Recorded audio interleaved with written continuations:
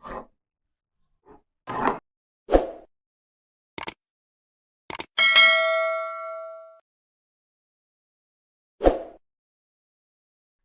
ทักทายสบายดี FC ทุกคนเด้อและกสวัสดี FC ฟังไทยมาทุกคนวันนี้กะ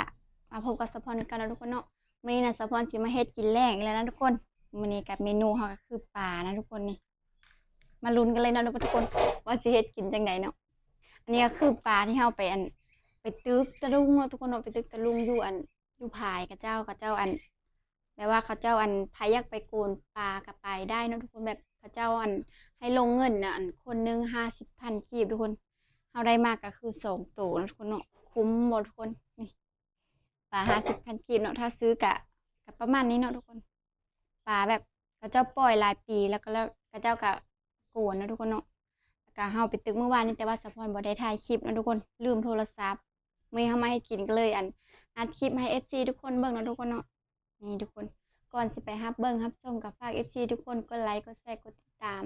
ช่องน้อยๆสะพรได้ทุกคนเพื่อเป็นกำลังใจในการให้คลิปต่อไปนะทุกคนนี่ทุกคนอันนี้คือปลาแบบเอิ้นปลาหยังว่าปลาดำบ่ทุกคนมันคล้ายๆคือปลานิ่นนั่นแหละทุกคนแต่ว่าบ่แม่นปลานิ่นเด้อทุกคนเฮาสิเอ็ดก้อยทุกคนเนาะสะพรก็บ่ได้เคยเฮ็ดเด้อทุกคนเฮาก็เลยเบิ่งสูตรแบบเห็นกับเจ้าเฮ็ดนะทุกคนเนาะเฮาก็เลยสิพยายามเฮ็ดเบิ่งนะทุกคน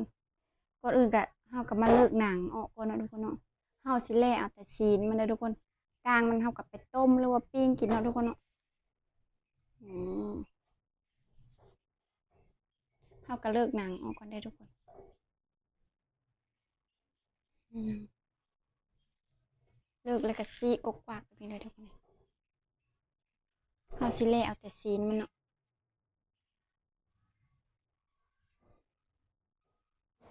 เฮ็ดกินแรงนะทุกคนตอนนี้ก็แรงๆนะทุกคนประมาณ4 โมงแรงเฮานึ่งข้าวอยู่เฮาก็เลยเฮ็ดกินไปนำเนาะทุกคนอืมเฮ็ดกินท่าอีพ่ออีแม่ไปหน้าแล้วบัดนี้นะทุกคนนะสะพรน่ะอยู่เฮินก็เลยเฮ็ดกินเนาะ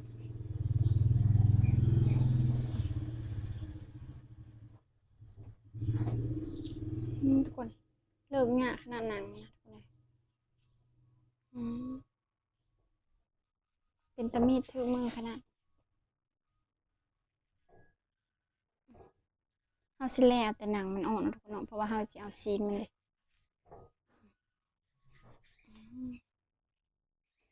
อืมซีนมันออกแล้วทุกคนสะพรก็บ่เคยเฮ็ดเด้ทุกคนเอ้ยลุ้นไปนำกันนะว่าเป็นกินบ่เนาะทุกคนเพราะว่าเห็นเขาเจ้าเฮ็ดมื้อไป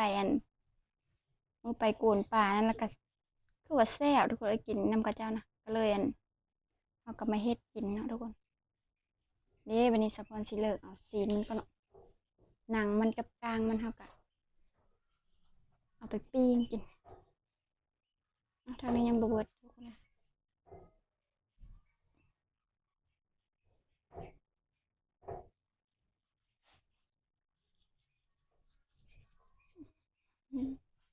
เดี๋ยวเฮาเลยแหกเอาหมดก่อนเด้อทุกคน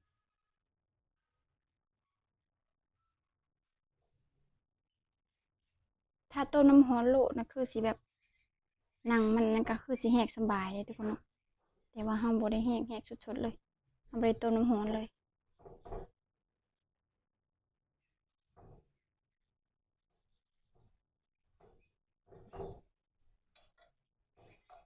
ยังได้อยู่บ่วะ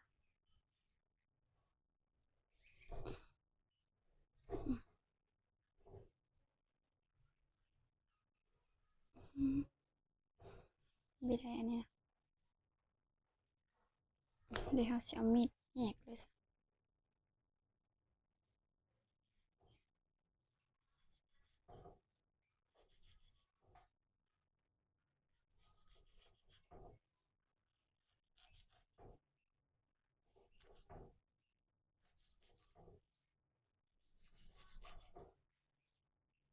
นี่ทุกคนข้างนี้แล้วเนาะ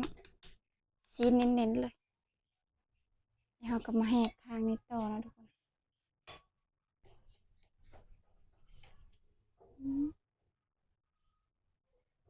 นี่ทุกคนต้องใส่แห้งนะทุกคนอืมอืม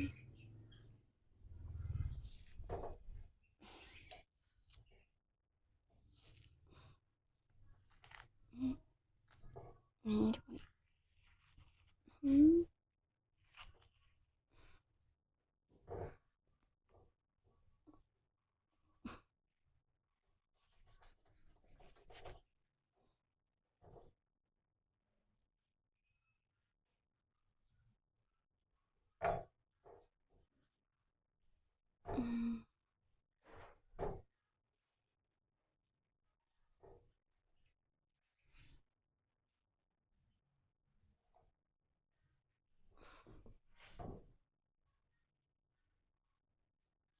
อืมทุกคนสิได้กินอยู่บ่มื้อนี้เนาะ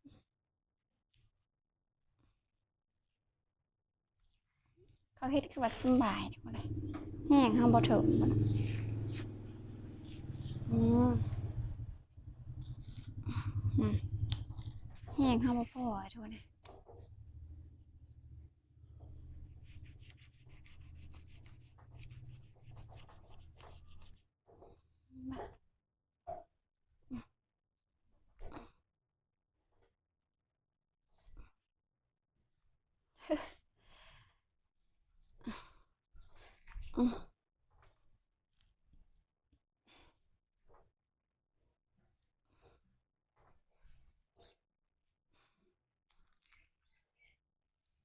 อืมทุกคนอันละคนเคยเฮ็ดสิสำบายทุกคนเลยเห็นเขาจี้บึดเดียวค่อยมาจี้โลดอืมเอ้าตัวนี้อยู่เทิงตัวนี้อยู่หลุมทุกคน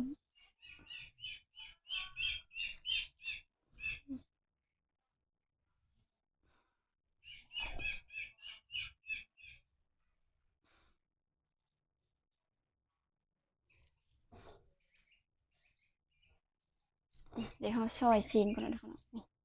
มันก็ได้ประมาณนี้เด้อทุกคนเอาไม่แห้งเอาซีนก่อนเนาะ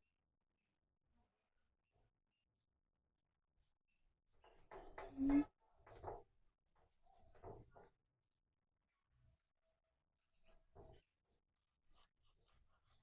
ทุกคน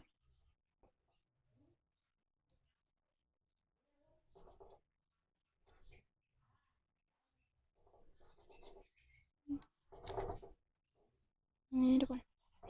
ชิ้นหลายทุกคนปลายนะอืมคือว่าบ่ค่อยมีก้างไปทุกคนอืม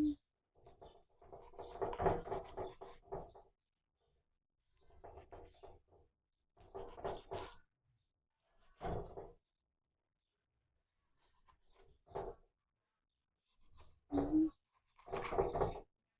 มทุกคน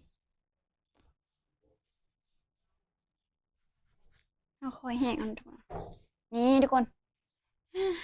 หาก็ได้ข้างนึงเนาะเดี๋ยวเราก็ใส่จานค่ะ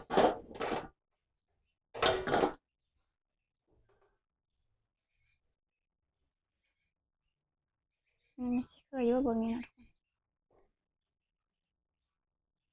เคยจังได๋วะนี่แบบนี้ที่เฮามาหั่นข้างนี้เนาะ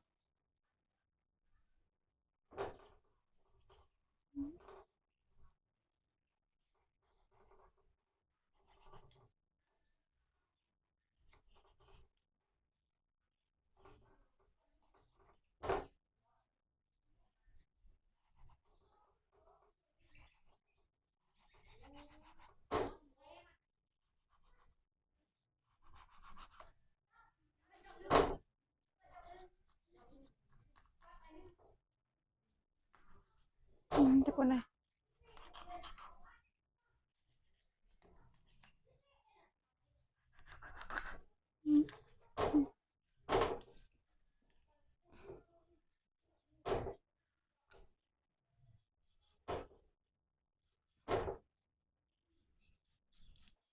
อืมทุกคนสิ ชิ้นที่สองเนาะเนื้อแบบเน้นๆเลยทุกคนเลยเดี๋ยวว่าเขาแซนตู้แล้วมันก็จะแข็งน้อยๆนึงเนาะแต่มันเย็นๆเลยเขาสิเล่เอาอันนี้มาดีกว่าอันนี้คืออันบนท้องมันนะทุกคน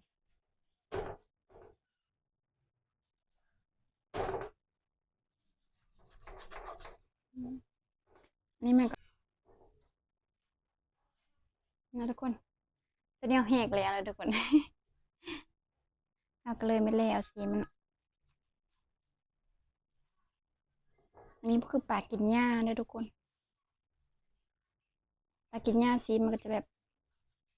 โบแน่นปานใดทุกคนเลยมันจะแบบเป๊ะๆหน่อยนึง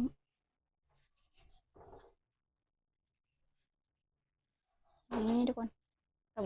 แบบตัวบได้ใหญ่นะทุกคนเนาะมันก็สีมันแดงอ่ะทุกคน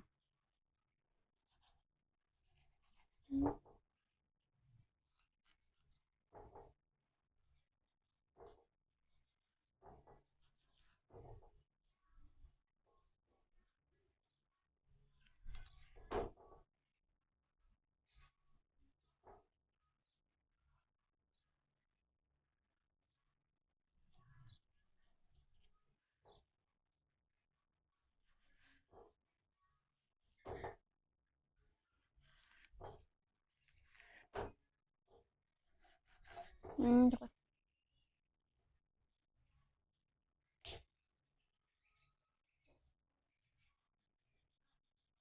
เอากลับมาแหกเอาแบบสีนั่นนี่เนาะทุกคนเนาะติดกระดูกนี่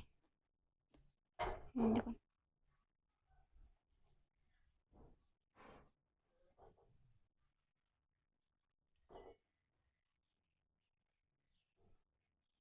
นี่ทุกคนอันนี้เขาก็จะเอาไปปิ้งเนาะทุกคนเนาะ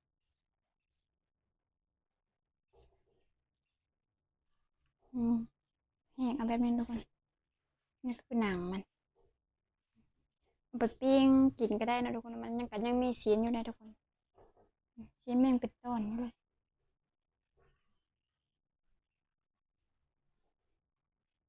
เดี๋ยวเอาสักนี้นะทุกคนเนาะก็ได้ลายเติบเลยทุกคนก็กินแรงอยู่ได้สักนี้กับทุกคนนะมันมีแต่สีเนื้อมันทั้งหมดนะทุกคนเนื้อปลาทั้งหมดเลยเดี๋ยววันนี้ก็เขาก็สิไปซอยเป็นต้นแล้วก็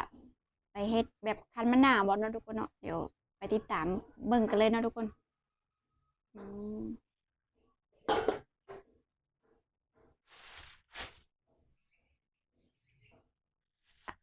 สะพอนก็สิได้มาหั่นหรือว่ามาซอยเป็นต้นน้อยๆบางๆเลยทุกคนอืมแล้วเราก็แห้งวันนี้ก็ได้ทุกคนเนาะ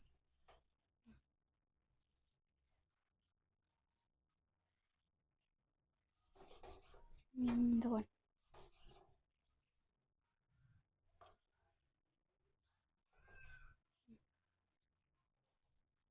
เลยทุกคนเราก็มาซอยแบบนี้เนาะ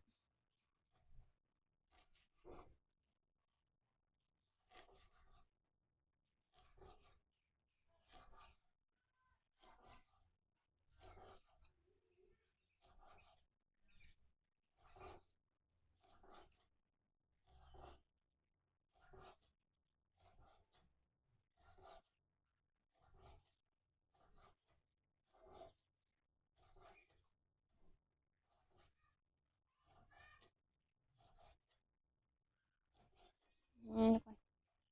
เนื้อมันกระเด็นเน้นเลยเด้อทุกคนแบบเด้งๆเลยทุกคน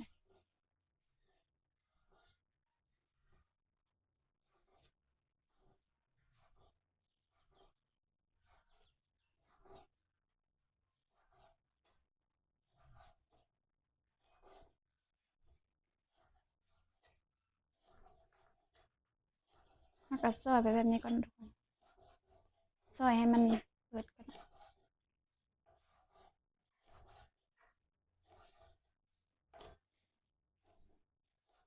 นี่ทุก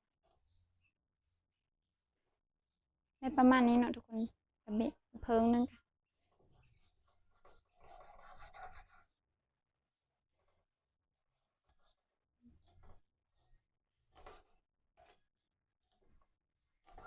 มันเอาไปคั้นอันแบบเสื้อเครื่องหอมมะนาวเบอร์พักอย่างกระลายเลยทุกคนปล่อยไปนะ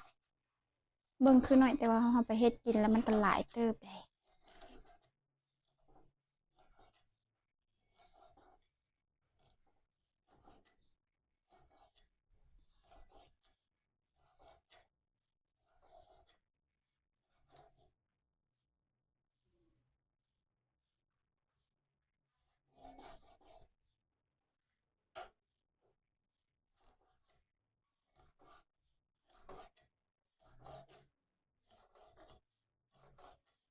อาหารแบบลาวๆนะทุกคนเนาะแบบว่าธรรมชาติกินแบบบ่ได้อันนั้นเนาะทุกคนกินแบบบ้านๆเฮาเฮ็ดก้อยหรือเฮ็ดจำเฮ็ดลาบเฮ็ดหยังกินแบบนั้นทุกคนเนาะแกงต้มไปแบบนั้นแหละ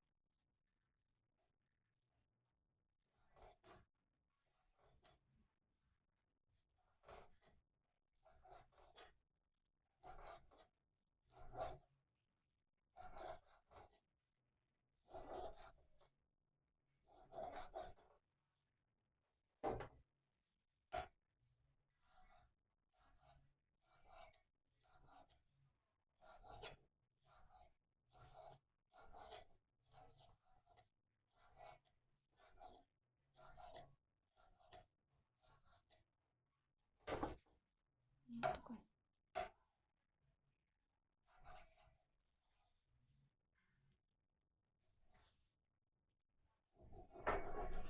ทุกคนนี่กลางมันใหญ่เลยเนี่ยเดี๋ยวเฮาก็สิแห้งเอาก่อนนะ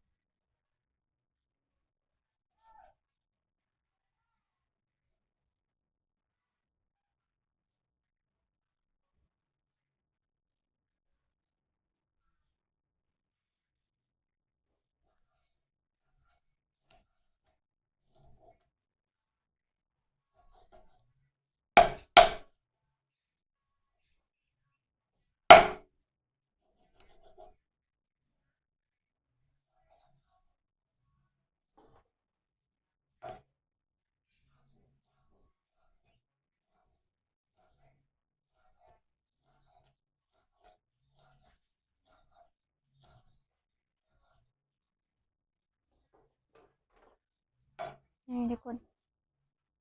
ก็ประมาณนี้นะทุกคนเนาะซีนหรือว่าเนื้อปลาเฮาก็ประมาณนี้เนาะ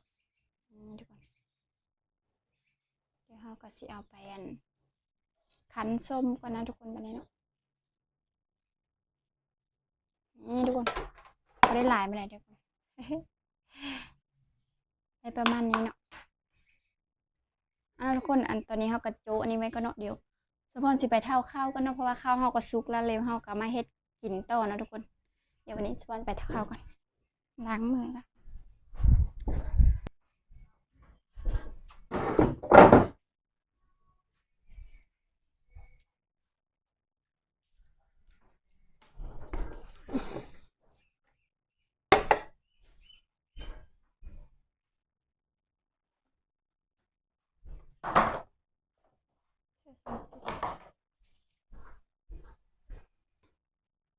นี่ทุกคนเท่าข้าวนึ่งข้าวยามมื้อแลงทุกคนนี่นะ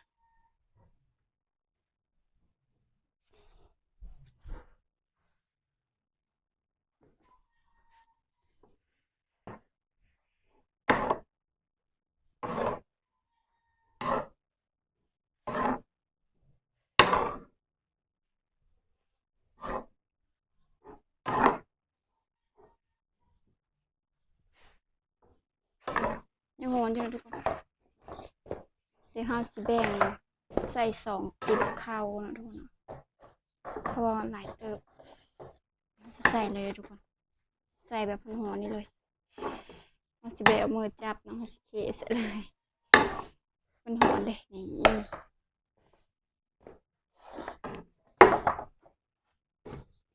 ติ๊บที่2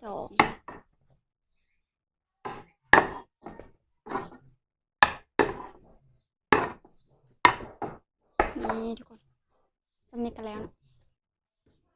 เงาก็อันไว้เนาะทุกคนอย่ามันเย็นว่าตอนกินมันก็ยังร้อนอยู่เลยทุกคน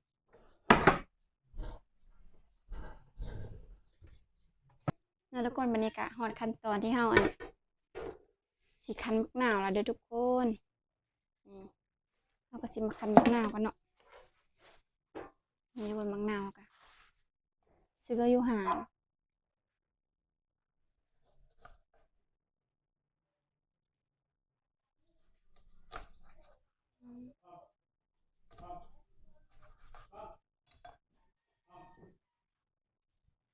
อีกคำไม่ได้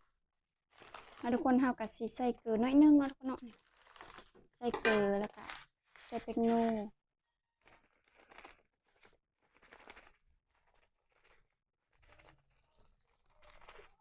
ใส่ประมาณนี้เนาะทุกคนแล้วเฮาก็สิใส่น้ำปลาเนาะทุกคนใส่น้ำปลาหน่อยนึง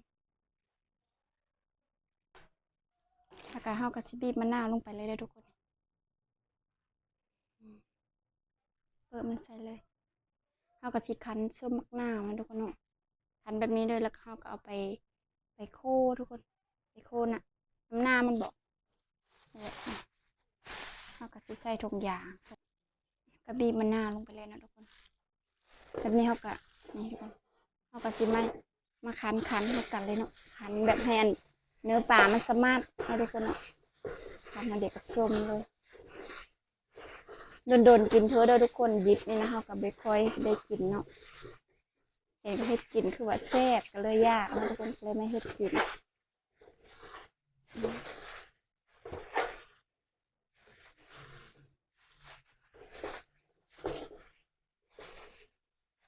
คั้นจนปลาสามารถพอแล้วทุกคนตอนนี้ยังง่ายอยู่ทุกคนปลาจะขาดสาม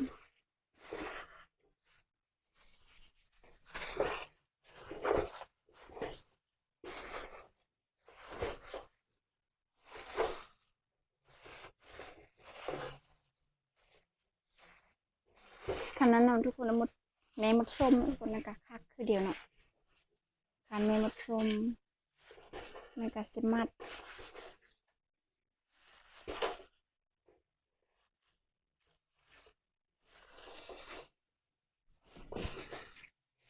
เนาะทุกคนวันนี้น่ะสะพอนสิเอามือคันได้โดนเนาะขออนุญาตนะทุกคน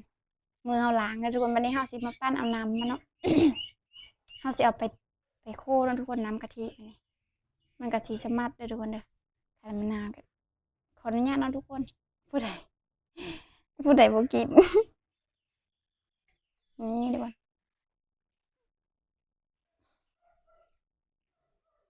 ปั้นให้มันสมัดเด้อทุกคนน้ำขี้มะนาวเด้อทุกคนมันเป็นน้ำขี้มือเด้อ เพราะว่าค่อยล้างมือคักนะเนาะนี่ทุกคนก้อนมันมีเลยเนาะ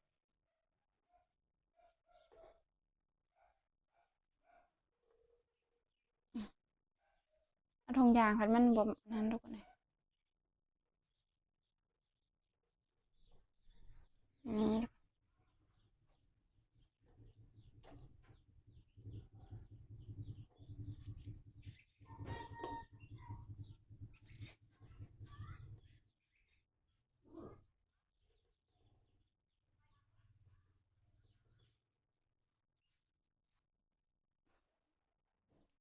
มือจนขาวทุกคน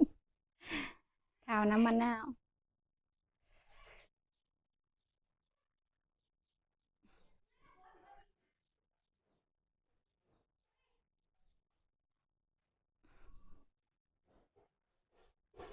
เอาการเอาน้ำมันนี่เนาะไปโคไปทุกคนอืม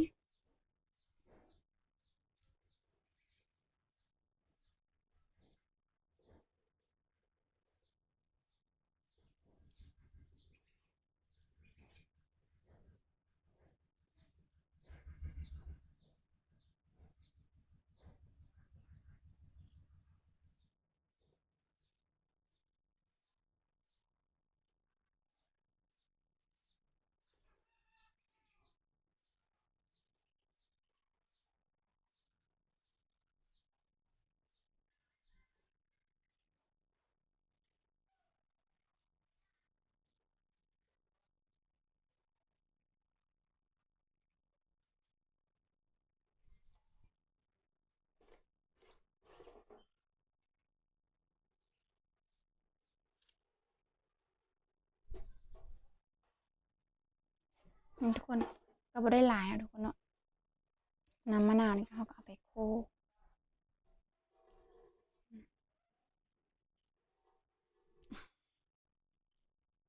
ก็ปลาเขาหน่อยเดียวนะ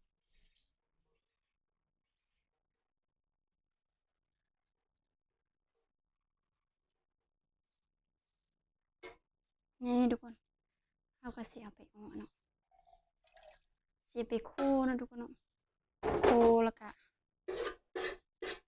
เขาก็สี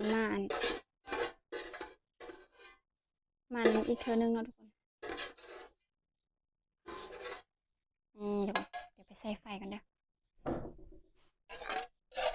โคน้ำกะทิก่อนนี่ทุกคนตอนนี้กาฟดแล้วเนาะทุกคนเนาะเขาก็สิคอยขลุ่นกันนะทุกคนเดี๋ยวว่าให้มันกล้ามแล้วก็เขาก็สิได้ปรุงนะทุกคนเนาะแต่ว่าโคน้ำกะทิมันแล้วก็ไปเป็นปรุงเครื่องแล้วก็แต่งกินเลยนะทุกคนมันก็หลายขั้นตอนน้อยๆเนาะเป็นแบบบานๆน้ำที่เขาอันคั้นน้ำปลาแล้วก็น้ำมะนาวเลยทุกคนนี่แหละทุกคนตอนนี้ก็สุกแล้วเนาะสะพอนสีได้ทำการปรุงกันได้ทุกคน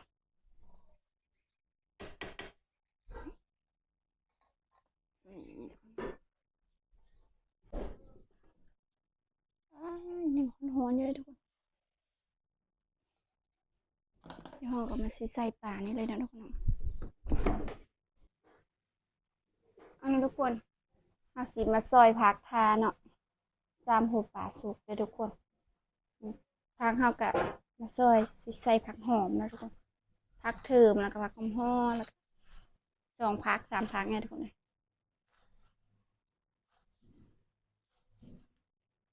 ทุกคนผักเขากับประมาณนี้เนาะ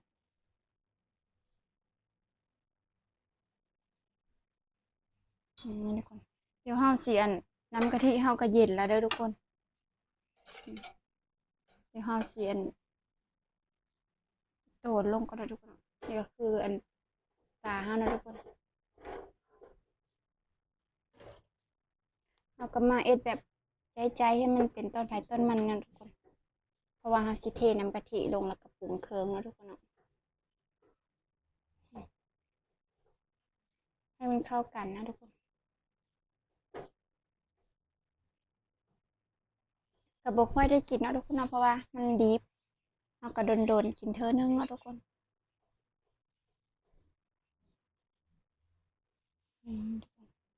ขอโทษขออภัยเนาะทุกคน FC ผู้ใดบ่กินดิบเนาะทุกคนเนาะแต่ว่าสะพอนก็โดนๆกินเทื่อทุกคนบ่ค่อยกินดอก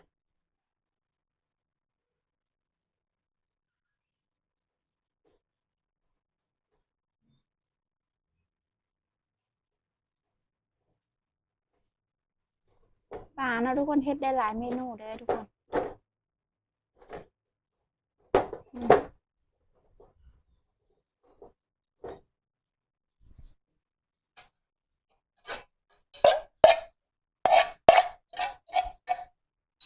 น้ำกะทิเฮาก็สิเทลงไปเลยนะทุกคนหวานลงไปเลย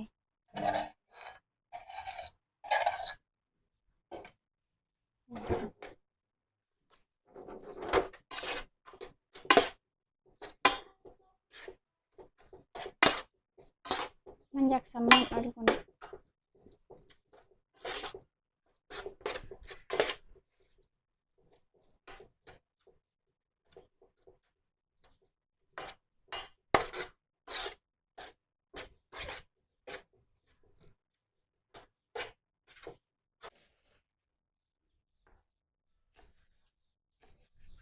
นี่เขาเฮาก็ซอยหัวตะไคร้ใส่เนาะทุกคน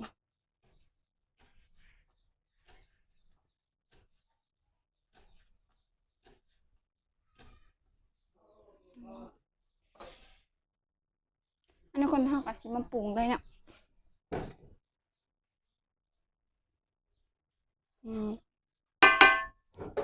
ตำมักพริกแล้วเขาก็เอามักพริกโคด้วยทุกคนใส่มักพริกก่อนเนาะก่อนอื่นค่ะก่อนอื่นก็ใส่มักพริกก่อนทุกคนนี่ประมาณนี้เนาะทุกคนได้เฮาก็สิใส่อันข้าวไหม้ได้เลยทุกคนเพราะว่า เดี๋ยวเฮาซิมก็ยังใส่เกลือแป้งนัวทุกเพราะว่าเฮาใส่ตอนนั้นทุกคนหลายเติบไม้เฮาก็ลงไปนะทุกคนก้อยปลาเฮาก็ประมาณนี้นะทุกคนเนาะแล้วก็ใส่เครื่องหอมลงไปนะทุกคนมีผักมีหยังนะทุกคนเนาะใส่แล้วก็คลุนเข้ากันเลยทุกคนเลยนี่ทุกคนหน้าตากล้วยเนาะเป็นกล้วยบ่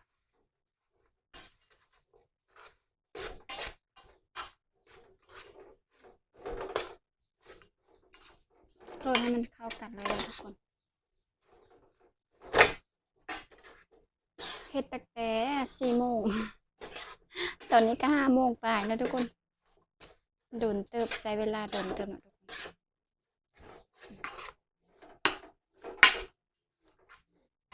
ประมาณนี้เนาะทุกคนเนาะเดี๋ยวเรามาซิมเบิ่งก่อนเนาะทุกคนว่ารสชาติมันจะเป็นจังไง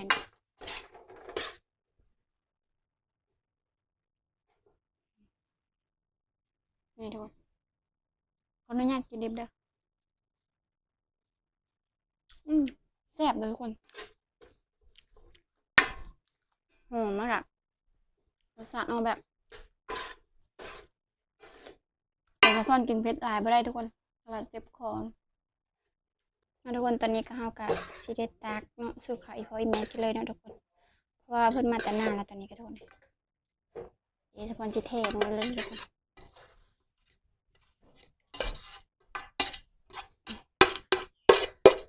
เต็มถ้วยได้ถ้วยนึงเนาะทุกคนเนาะ